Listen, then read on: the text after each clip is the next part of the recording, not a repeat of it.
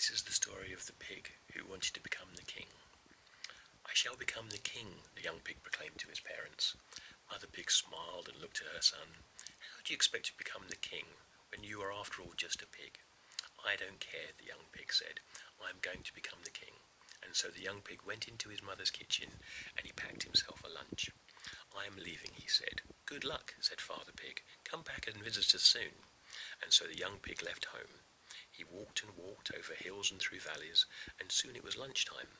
Pig's stomach began grumbling as he looked for a place to stop and eat. Suddenly he heard the sound of someone weeping. He looked to the left, he looked to the right, and there, just a little farther up the road, sat an old man who was crying. Pig walked up to the man and said, "Excuse me, sir, why are you sitting here crying?"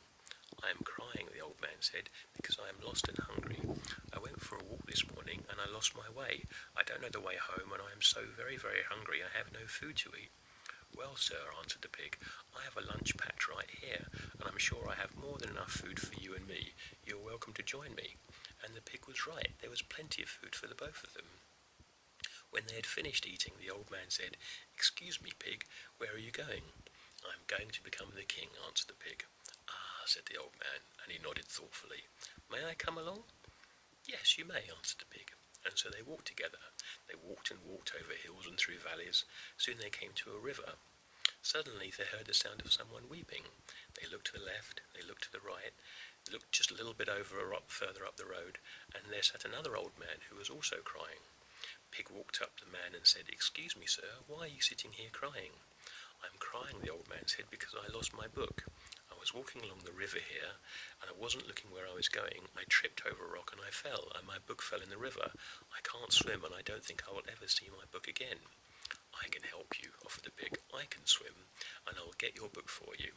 Wait here with my friend, and I'll be right back." Pig jumped in the river. Brrr! The water was cold. He took a deep breath, and another deep breath, and then he took the deepest breath he could ever take and dove down to the bottom of the river. He swam, and then he spied the book. He swam and swam to where he'd seen the book. His breath was about to give out. When he reached it, he grabbed the book, and he swam as fast as he could back up to the top just before his breath gave out. He'd made it. Pig swam to the riverbank and climbed out. He walked back to where the two old men were waiting, and he gave the old man back his book. "Oh, thank you, Pig," said the old man. "I can't thank you enough, but tell me, please, where are you off to?" "I am going to become the king," answered the pig. "Ah," replied the old man, nodding thoughtfully.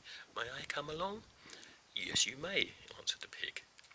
And so the three of them together, they walked and walked over the hills and through valleys, and soon they came to a deep, dark forest. They took the path that led along the edge of the forest, and suddenly they heard the sound of someone weeping. They looked to the left, they looked to the right, and a little bit further up the road sat an old man weeping. Pig walked up to the man and said, "Excuse me, sir, why are you sitting here and crying?" "I am crying," the old man said, "because I was walking here at the edge of the forest with my dog, and something terrible happened. An ogre jumped out of the trees and grabbed him. He told him he was going to eat him for breakfast tomorrow morning. I don't think I will ever see my dog again." "That was terrible," Pig said. "Wait here with my two friends. I'll see what I can do." Pig ran to the deepest and darkest part of the forest and found the ogre's house. He peeked in through the window. He saw the ogre was home, but he was fast asleep, and in the far corner, in a cage, was the poor dog, trembling with fear. Pig tiptoed into the front door and quietly opened it. He tiptoed into the house and over to the cage. "Be very quiet," he whispered to the dog. "I'm here to rescue you." Pig opened the cage door as quietly as he could. Then he and the dog tiptoed to the door. Once outside, they ran as fast as they could to where the pig had left the three old men. But they weren't there. He looked to the left, he looked to the right, but the old men were gone. Just ahead he saw a campfire. "Perhaps whoever is there could help me," he said to himself. So him and the dog, off they went. Sitting around the campfire was three wizards. "Excuse me, but have any of you seen three old men?" asked Pig. "Welcome, Pig," said one of the wizards.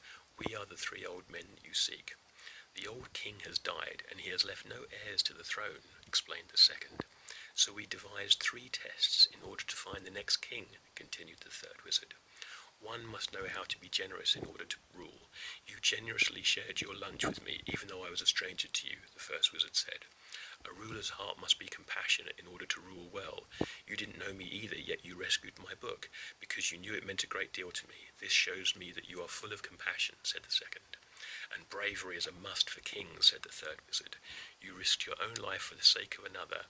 You braved a ferocious ogre in order to save the best friend of a perfect stranger, said the third. And so we agreed, said the wizards. You shall be king. And that is the story of how the pig became king.